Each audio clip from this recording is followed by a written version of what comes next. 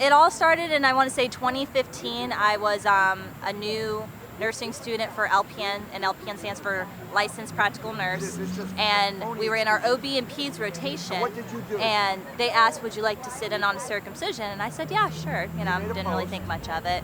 And that moment changed me forever. The first boy, I remember it distinctly, like it was clear as day. I can see it right now. We all walked in, strapped the baby down. The doctor came in, she had a lidocaine shot. She put it just in the head of the penis where the foreskin was. Didn't even wait, she grabbed the hemostats, pulled it apart like this, and then you just heard a rip. And every nurse student in that room went just like this.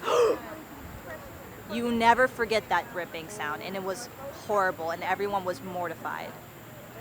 And that, I still vividly remember that sound. The next doctor came in. You know, he was an African doctor, so it confused me because I'm like, I know they don't circumcise in Africa. Why is he doing this? But he administered the penile dorsal block, and he was explaining everything to us. I'm going to insert this into the base of the penis. When we wait 15 minutes, you know, he took the hemostats, he took the scalpel, and you know, he showed how you scrape it off, and then you pull to make sure that you don't have the head of the penis, you know, caught in the hemostats. And then he pulled out the Mogan clamp. And it looks like a little cigar clipper, you know? And then he showed how you clip it and just pull it down. And the awkwardest thing that he said during that whole procedure, right at the end, was, and now he will have a beautiful penis that a girl will want to play with. He didn't say anything about cleanliness, lack of STDs, nothing like that. And everyone kind of chuckled a little bit, but it was still awkward that he said that. And I just remember thinking to myself at that time, well, you know, I'm dating a guy and he's not circumcised and it's no big deal. I think his penis is just fine. But, you know, I just said, there's no way I could let my child go through that. And I said, well, thankfully, I think I'm going to marry this guy. You know, he's intact. He's not going to let that happen to his sons anyway. So I breathed a sigh of relief in that regard. But just from that moment on, and then, you know, fast forward some years later, I ended up not marrying that intact gentleman. My husband is cut, but I love him for him, not what his penis looks like. And I got pregnant, and I just remember, before I found out the gender, I had went to a friend's wedding up in the Upper Peninsula of Michigan, and I was talking to her older sister. Her name is Sabrina, and I said, oh, you didn't circumcise Jedediah? And I said, why didn't you? And she told me her regret story about, you know, how she didn't want to circumcise her other son, Nehemiah, but her husband was adamant about it, against all of her wishes, against all of her research. And she cut him anyway because that's what Dad wanted, and she went to go change him, and with every heartbeat he shot blood into her face from the circumcision where they nicked the frenulum artery, and they had to cauterize it and give him 1 liter of blood that night. And she said, I will never do that to my son again.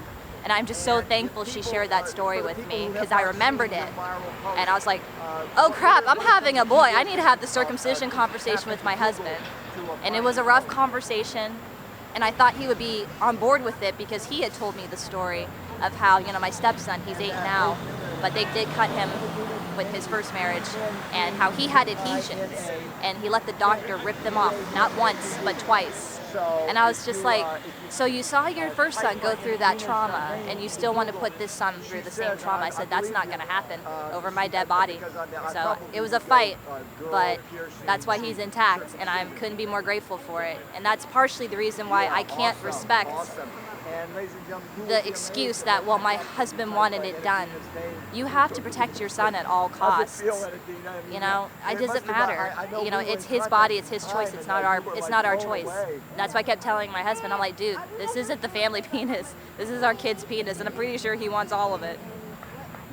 You know?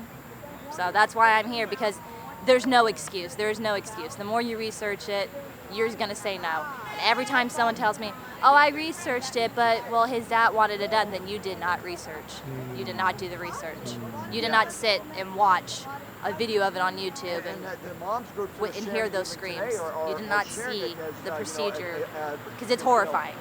I don't care what anybody says. It's a horrible, uncomfortable experience. And I've talked to many nursing students, because I also work in a nursing home. You know, they're like, oh yeah, they said, I remember, that was horrible, watching that in nursing school. So there's no excuse, and everyone needs to know about it. It's a human rights issue. It's not a color issue. It's not, and everyone wants to make it out to be, and it's just not. it's the baby. You have to protect that baby. So that's why I'm here. And if parents can say the same fake excuses to